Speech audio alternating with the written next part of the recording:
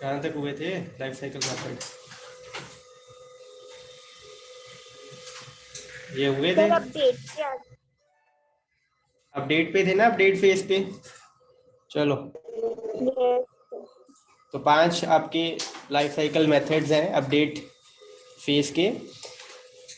पहला है get derived state from props, should component update, render, get snapshot before update, और last था component did update. ठीक है, और इसमें से सिर्फ रेंडर मेथड जरूरी है। ओके, आगे मूव करें। Yes sir.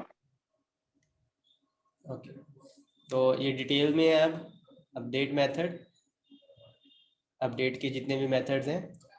तो पहला get derived state from props, ये सेम वैसे ही वर्क करेगा बेटे जैसे माउंट फेस में वर्क किया था, बट फर्क सिर्फ इतना है कि वो माउंटिंग के लिए था, ये उसमें अपडेट के लिए है। वो रेंडरिंग के लिए था, ये री रेंडरिंग के लिए है। बस इतना फर्क है, लेकिन मेथड वही होगा, मेथड सेम ही होगा। दोबारा दोबारा नहीं कोड करोगे आप, एक ही बार कोड होगा ये। Is it okay? Is it okay बेटा? Yes sir.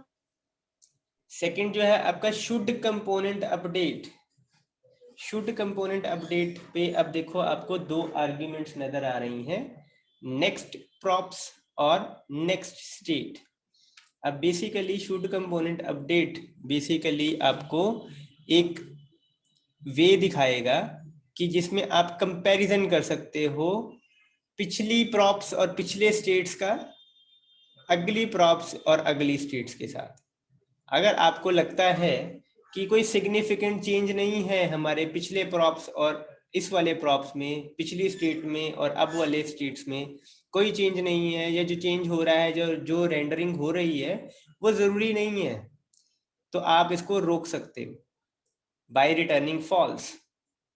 ये आपका डेफिनेटली एक ऑप्शनल मेथड है, ये एक रिटर्न करेगा वैल्यू आइदर ट्रू या फॉल्स। अगर इसने ट्रू रिटर्न किया तो री रेंडरिंग होगी, अगर इसने फॉल्स रिटर्न किया तो री रेंडरिंग नहीं होगी। डिफॉल्ट वैल्यू अगर इसको यूज नहीं करते हैं तो ट्रू होगी।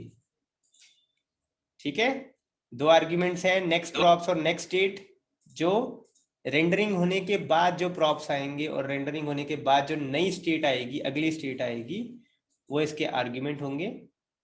You can compare it with the current state and current props, और फिर आप डिसाइड कर सकते हो कि रेंडरिंग करनी चाहिए या नहीं करनी चाहिए। अगर आपको लगता है रेंडरिंग करने की जरूरत नहीं है, आप रिटर्न कर दो फॉल्स। और ऑब्वियसली रेंडरिंग करने में टाइम लगता है, अगर आपको लगता है रेंडरिंग नहीं करनी चाहिए और आप रेंडरिंग कर देते हो तो ऑब्वियसली आपका काफ़ी टाइम वेस्ट हो जाएगा। लेकिन वहीं पर अगर आपको पता है कि रेंडरिंग नहीं करनी चाहिए और आप फॉल्स रिटर्न करते हो, रेंडरिंग नहीं होती है, तो ऑब्वियसली ज़्यादा ऑप्टिमाइज रहेगी आपकी ऐप, ज़्यादा फास्ट होगी आपकी ऐप। इज दैट ओके बेटा? Yes sir. जैसे एक सिनेरियो मैं देता हूँ, आपका एक कंटेनर है, एक कंपोनेंट है, ठीक है, एक आपका कंपोनेंट है, क्लास कंपोनेंट है, main parent, right? Parent component है, पेरेंट के अंदर 10 कंपोनेंट और हैं। अब बेटा अगर पेरेंट को अपडेट करते हैं तो सारे के सारे चाइल्ड भी साथ में अपडेट होंगे, री रेंडर होंगे बाय डिफॉल्ट, क्योंकि पेरेंट के अंदर ये सब कुछ है ना। अगर आपका app.js ही अपडेट हो जाता है तो सारे के सारे अपडेट होंगे, चिल्ड्रन सारे के सारे होंगे ना, होंगे ना बेटा? Yes sir. अगर यस आपको सर। और अगर आपको लगता है कि 10 चिल्ड्रन है उसके, और उसमें से सिर्फ एक चिल्ड्रन ही है जिसमें थोड़ा फर्क आएगा, जिसमें थोड़ी चेंजेस आएंगी, बाकी के 9 तो ऐसे के ऐसे ही आ जाने चाहिए जैसे हैं, दिख रहे हैं। उनको अपडेट करने की, उनको रेंडर करने की तो जरूरत ही नहीं है हमें। तो आप उन 9 के 9 कंपोनेंट्स में कंपेयर कर सकते हो कि पिछले प्रॉप्स अगर करंट वाले प्रॉप्स के बराबर हैं, पिछली स्टेट अगर करंट वाली स्टेट के बराबर है, तो चेंज ही ना करो, रेंडर ही ना करो दोबारा, क्योंकि वही चीज दोबारा मिटाकर आपने जब लिखना वही है तो मिटाने की जरूरत नहीं है। ठीक है, इसको इस तरीके से समझो। लेट से आपने कुछ लिख रहे हो और आप उसको रब कर रहे हो, फिर अगर आपने रब करने के बाद वही चीज दोबारा लिख दी तो आपका एफर्ट वेस्ट ही हुआ ना। सपोज कोई अपना नाम लिख रहा है, let's say Janampreet, my name is Janampreet. अगर सेम स्पेलिंग उसने लिखे और रब करके उसने वापस यही लिखा माय नेम इज जनमप्रीत, तो कोई इसका बेनिफिट हुआ, एडवांटेज हुआ दोबारा लिखने का, रब करने का, री रेंडर करने का? टाइम ही वेस्ट हुआ ना बस। बोलो बेटा। Yes, sir. तो फिर इससे ज्यादा अच्छा नहीं है कि हम उसको दोबारा री रेंडर ही ना करने दें, रेंडर ही ना करने दें हम उस कंपोनेंट को। और अगर रेंडर नहीं होगा हमारा टाइम सेव होगा, टाइम सेव होगा उतनी हमारी ऐप फास्ट होगी। So got the meaning of this should component update? Yes, sir. और ऑब्वियसली जो छोटी छोटी एप्स होती हैं, जैसे जो हम जिस पर वर्क कर रहे हैं, डमी पे वर्क कर रहे हैं हम, जिसमें हम बस कुछ टेक्स्ट लिख रहे हैं और शो कर रहे हैं। हाँ जी सर, एक बार ये दोबारा बताना जो भी आपने कंपैरिजन वाली बताया था। ठीक है, कहाँ से दोबारा बताना है? सर, जो आप कह नहीं रहे थे कि जैसे कि हमारे पास 10 चाइल्ड है एंड उनमें से 1 चाइल्ड को। ठीक ठीक ठीक, वही मैं चीज कह रहा हूँ कि अगर 10 चिल्ड्रन है हमारे पास और एक ही चिल्ड्रन है जिसकी स्टेट चेंज होनी है, बाकी 9 की 9 तो वैसी की वैसी ही रहनी है, उनकी स्टेट वैसी की वैसी ही रहनी है, तो उनको दोबारा रीरेंडर करने का कोई बेनिफिट नहीं होगा, क्योंकि 9 ने, बाकी के 9 चिल्ड्रन जो होंगे वो वैसे ही दिखेंगे, दोबारा रेंडर होने के बाद भी वैसे ही दिखेंगे। जैसे मेन्यू बार है, हेडर है, साइड बार है, फुटर है, वो वैसे के वैसे ही दिखने वाले हैं, उनमें कोई चेंज नहीं आने वाला है। दोबारा भी रेंडर कर देंगे अगर, सिर्फ बॉडी में ही चेंज आने वाला है। तो क्यों ना हम ऐसा करें कि सिर्फ बॉडी वाला ही अपडेट करें, कंपोनेंट री रेंडर करें, बाकी के अपडेट करना ही छोड़ दें। इसकी मैंने एक और एग्जांपल भी जैसे दी हुई है, जैसे एक हमने अभी एग्जांपल ली थी कि जैसे सपोज किसी बच्चे ने अपना नाम लिखा, my name is this, we took the example of Janampreet, my name is Janampreet, और जनमप्रीत ने अपना नाम मिटाकर दोबारा जनमप्रीत ही लिखा है, सेम स्पेलिंग, सेम केस, सब कुछ वैसा ही, बिल्कुल भी चेंज नहीं हुआ, जैसा पहला था वैसे ही लिखा है, तो उसको रब करके दोबारा लिखने का कोई बेनिफिट तो हुआ नहीं, सिर्फ टाइम ही वेस्ट हुआ, टाइम ही यूटिलाइज हुआ। लेकिन वहीं पर अगर जनमप्रीत अपना नाम ना मिटाए, दोबारा ना लिखे, वैसे का वैसा ही रहने दे, तब भी कोई फर्क नहीं पड़ेगा, दिखेगा तो वही माय नेम इज जनमप्रीत। लेकिन इससे क्या होगा, हमारी ऐप फास्ट होगी। अगर उसको री रेंडर नहीं करना पड़ेगा कुछ कंपोनेंट्स को, 10 कंपोनेंट मान लो री रेंडर करने की जगह पर अगर हम 1 या 2 कंपोनेंट ही री रेंडर करते हैं, तो 8 पर री रेंडरिंग करने के लिए जो टाइम यूटिलाइज होना था वो बच जाएगा आपका। ठीक है, और प्रोसेसिंग फास्ट हो जाती है। जो हम अगर कुछ मैच करते हैं, कोई लूप चलाते हैं, कोई कंडीशन चेक करते हैं, वो चीज फास्ट कर देता है हमारा सिस्टम, क्योंकि वो तो सर्वर पे होना है, ठीक है, या क्लाइंट पे होना है।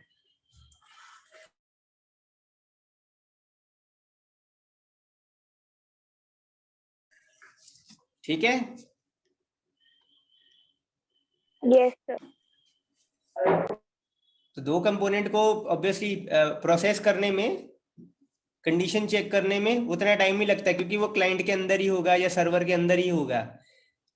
लेकिन जब ब्राउजर पे रेंडर करना है, पेश करना है, प्रस्तुत करना है, प्रेजेंट करना है, तो वो उसमें टाइम लगता है, क्योंकि फिर हम ब्राउजर को इंस्ट्रक्शंस पास करते हैं, एक तरीके की कम्युनिकेशन होती है। ठीक है, प्रोसेसिंग में कभी टाइम वेस्ट नहीं होता है, हमेशा कम्युनिकेशन में टाइम वेस्ट होता है। तो कम्युनिकेशन हम जितनी कम कर देंगे उतनी हमारी ऐप फास्ट हो जाएगी। अननेसेसरी कम्युनिकेशन कम करनी है, ऑब्वियसली नेसेसरी कम्युनिकेशन नहीं हमने कम करनी है। सो इज दैट ओके बेटा? Is that okay? और रेंडर मेथड के बारे में आपको पता ही है, ये मैंडेटरी है पहले तो, और ये आपको एक रिएक्ट कंपोनेंट अपडेट होने के बाद जो रिएक्ट कंपोनेंट आएगा वो प्रेजेंट करके देगा। नेक्स्ट पे मूव करते हैं। तो एक है गेट स्नैपशॉट बिफोर अपडेट। तो गेट स्नैपशॉट बिफोर अपडेट में क्या आएगा, इसमें आपके प्रीवियस प्रॉप्स वैल्यू और प्रीवियस स्टेट आएगी। ठीक है, ये जो आपका फेस होगा, ये मेथड आपका एग्जीक्यूट कब होगा, जब एक तरीके से डोम स्ट्रक्चर बन चुका हुआ है, ठीक है, रेंडर हो चुका हुआ है, आपका डोम ट्री बन चुका है, बस उसको ब्राउजर पे दिखाना ही है बस हमने। तो उससे ठीक पहले एक ये मेथड चलेगा गेट स्नैपशॉट बिफोर अपडेट। मतलब पुरानी स्टेट भी है जिस टाइम पे और नई स्टेट भी बन चुकी है, पुराना ट्री भी है और नया ट्री भी है। वो कंपोनेंट मतलब पुराना वाला भी है इस टाइम पे और नया वाला भी है हमारे पास। तो आप पुराने वाले का ना एक स्क्रीनशॉट या स्नैपशॉट आप एक तरीके से कह सकते हो कि हम रख लेते हैं कि जो पुरानी वैल्यूज हैं, हो सकता है कभी फ्यूचर में हमें यूज में आ जाए पिछली स्टेट। जैसे हो सकता है बैक बटन दबाएं तो वापस वही चीज हमें दोबारा दिखानी हो, तो वहां हम यूज कर सकते हैं इसको। ठीक है बेटा, या कोई ऐसी एक्टिविटी परफॉर्म करें जिससे हमें पिछली वाली स्टेट चाहिए हो, तो हम उसको सेव करके रख सकते हैं स्नैपशॉट में, उसका स्नैपशॉट लेके रख सकते हैं ताकि वो हमें दिखाई दे। और अगर ये वाला मेथड हम यूज करते हैं ना, तो हमें कंपोनेंट डिड अपडेट भी इंक्लूड करना ही पड़ेगा।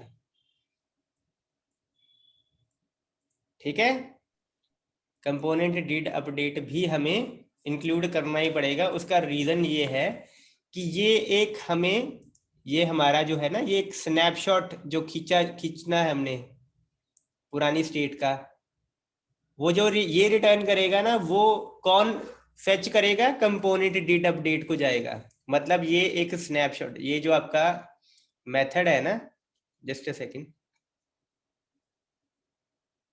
ये मेथड एक स्नैपशॉट रिटर्न करेगा पुरानी स्टेट का, पुराने प्रॉप्स का एक वैल्यू रिटर्न करेगा, और करनी पड़ेगी इसको वैल्यू एक रिटर्न। ठीक, और वो स्नैपशॉट कहां पर जाएगा, यहां पर, इस मेथड में। मतलब इस मेथड में उसकी प्रोसेसिंग होगी।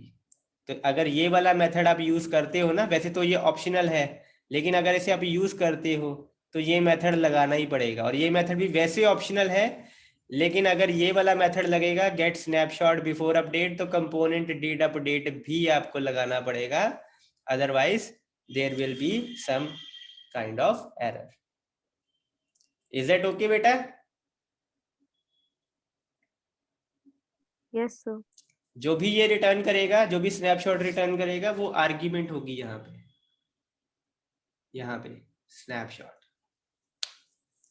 Is that okay?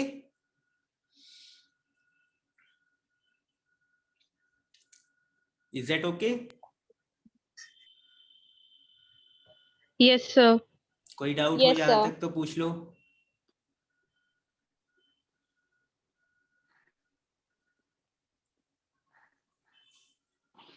बोलो बेटा, कोई डाउट हो तो पूछ लो।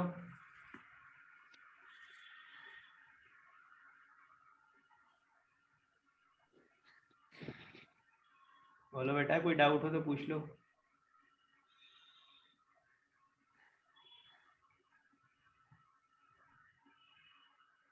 No, sir. नो? फिर आगे मूव करें। Yes, sir. Okay, let's move ahead then.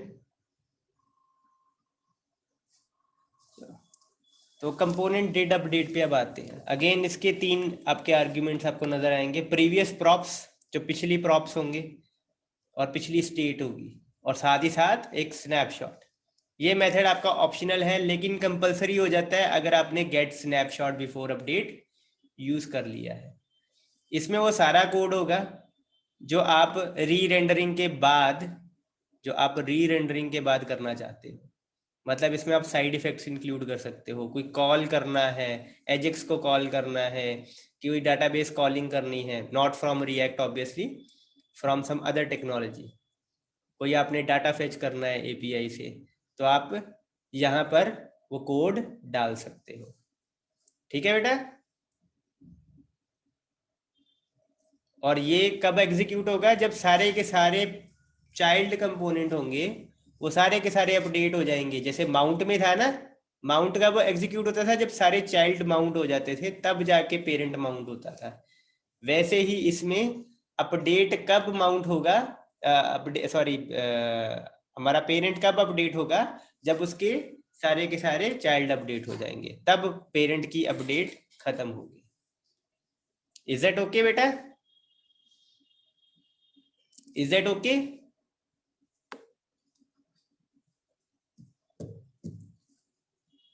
इस टॉपिक के बाद बेटे आपकी सिर्फ एक छोटी सी थ्योरी बचती है, थ्योरी लेक्चर्स आपके खत्म हो जाएंगे इसके बाद। बोलो बेटा। कोई Yes, डाउट? sir. कोई डाउट, कोई कुछ पूछना हो? No, sir. और अब No, No, लास्ट, sir. और अब सीक्वेंस देखते हैं। सीक्वेंस एक ही कंपोनेंट में सबसे पहले आपकी चलती है get derived state from props, फिर शुड कंपोनेंट अपडेट चलेगा, फिर जाके आपका रेंडर चलेगा, फिर जाके आपका गेट स्नैपशॉट बिफोर अपडेट चलेगा, और लास्ट में कंपोनेंट अपडेट चलता है।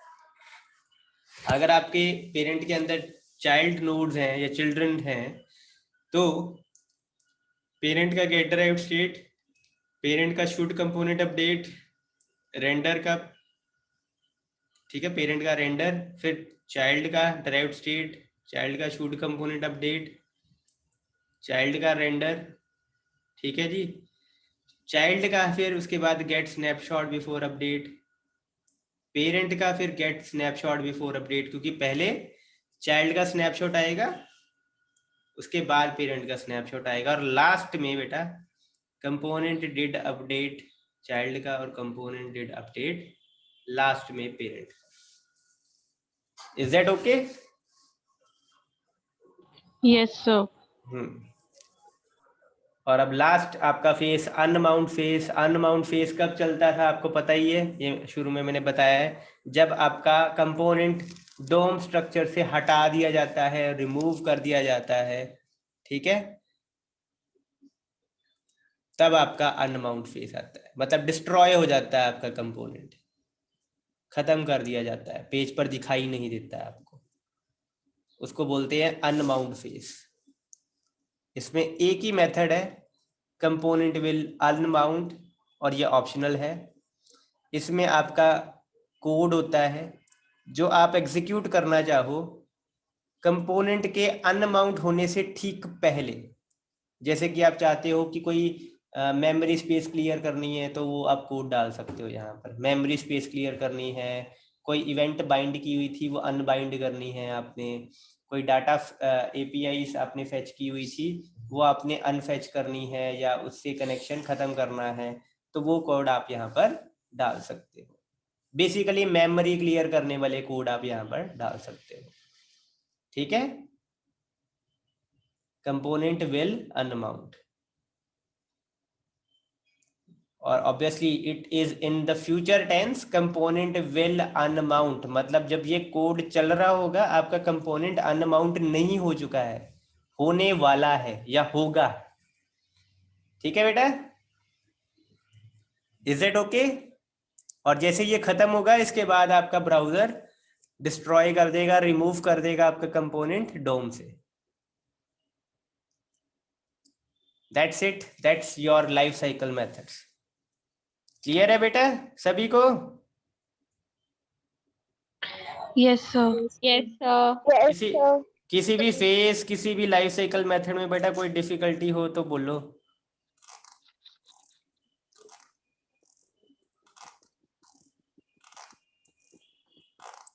एक काम आपने करना है अब, ये आपको प्रैक्टिकल में दूंगा, ठीक है, आपको शाम को आपके LMS पे मैं प्रैक्टिकल भी अपलोड कर दूंगा, दोनों के 10 प्रैक्टिकल इसके होंगे और 2 या 4 प्रैक्टिकल्स आपके ES6 के होंगे, ठीक है, तो वो मेरे को बता देना। नेक्स्ट बच्चे एक और चीज,